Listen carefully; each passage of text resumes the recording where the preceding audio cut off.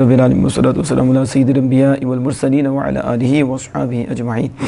أما بعد فأعوذ بالله من الشيطان الرجيم بسم الله الرحمن الرحيم ما كان محمد أبا أحد من رجالكم ولكن رسول الله وخاتم النبيين وكان الله بكل شيء عليما قال رسول الله صلى الله عليه وسلم أنا خاتم النبيين لا نبي بعدي صدق الله مولانا العظيم الصلاة والسلام عليك يا سيدي يا خاتم المعصومين وعلى آله وصحبه يا سيدي يا خاتم النبيين اعلیٰ حضرت امام اہل سنت شاہ احمد رضا حفاظ بریلوی علیہ رحمۃ الرحمن مرزا کے کفریات کو لکھ کر اس کی وضاحت فرما کر جنہوں نے اس کے کفریات پہ اطلاع پائی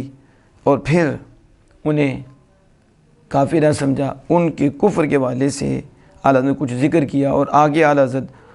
فقہاء کرام کے فتاویٰ اس کے اوپر پیش کر رہی ہیں کہ جو ایسے کو کافر نہ کہے وہ بھی کافر ہے، جو اس کے کفر میں توقف کرے وہ بھی کافر ہے، جو اس کے کفر میں شک کرے تو وہ بھی کافر ہے۔ اس پہ سب سے پہلے شفا شریف کے حوالے سے یعنی الشفا بتعریف حقوق المصطفیٰ فصل فی بیان ما ہوا من المقالات مکتبہ شرکہ صحافیہ فی البعد العثمانیہ جلد 2 ہے صفحہ 271 ہے، اس میں ایک عبارت لکھتے ہیں نکفر من لم یکفر من دان بغیر ملت المسلمین من الملل او وقف علیہم او شکا، یعنی ہم ہر اس شخص کو کافر کہتے ہیں جو کافر کو کافر نہ کہے، یعنی ہم ہر اس شخص کی تکفیر کریں گے جو کافر کو کی تکفیر نہ کرے، کافر کو کافر نہ کہے یا اس کی تکفیر میں توقف کرے، وقف اس کو کافر کہنے میں وقف کرے، رک جائے، یا او شکا یا شک کرے تو فرمایا ہم اس کی بھی تکفیر کریں گے۔ اور شفا شریف نیز فتاوی بزازیہ و درر و غرر و فتاوی خیریہ و در مطاب و مجمع الانہار وغیرہ میں ہے من شک فی کفر و عذاب فقد کفر، جس نے اس کے کفر اور عذاب میں شک کیا وہ خود کافر ہے۔ در مختار باب المرتد یہ جلد 1 ہے صفحہ 356 ہے۔ تو اعلیٰ عظمت فاتحہ جو شخص با وصف کلمہ گوئی و ادعاء اسلام کفر، جو شخص کلمہ کہنے کے وصف کے ساتھ کلمہ کہے اور اسلام کا دعویٰ کرے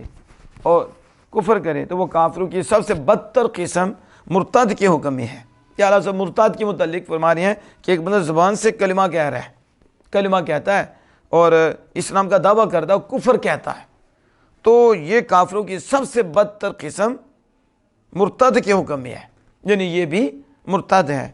ہدایہ و در مختار و عالمگیری و غرر و ملتقى الابحر و مجمع الانہار وغیرہ میں اعلیٰ حضرت اس کا فتویٰ لے کر آئے ہیں کہ صاحب الہوا ان کا نا یکفر، اگر صاحب ہوا بدعتی اگر کفر کرے تو فاو بمنزلۃ المرتد ہی، تو وہ مرتد کے حکم میں ہے، وہ بھی مرتد کے حکم میں ہے۔ فتاوی ظہیریہ و طریقہ محمدیہ و حدیقہ ندیہ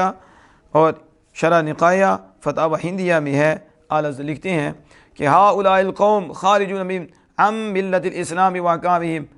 احکام المرتدین، اور یہ لوگ دین اسلام سے خارج ہیں، یہ قوم دین اسلام سے خارج ہے، وہ احکامہم احکام المرتدین، اور ان کے احکام مرتدین کے احکام ہیں۔ اب یہ جو عبارت ہے یہ ظہیرہ کی، یعنی اس میں فتاوی ہندیہ جلد 2 ہے صفحہ 264 ہے، اور در مختار ہے باب المرتد جلد 1 ہے صفحہ 359 ہے۔ اعلیٰ فرماتے ہیں اور شوہر کے کفر کرتے ہی عورت نکاح سے فوراً نکل جاتی ہے،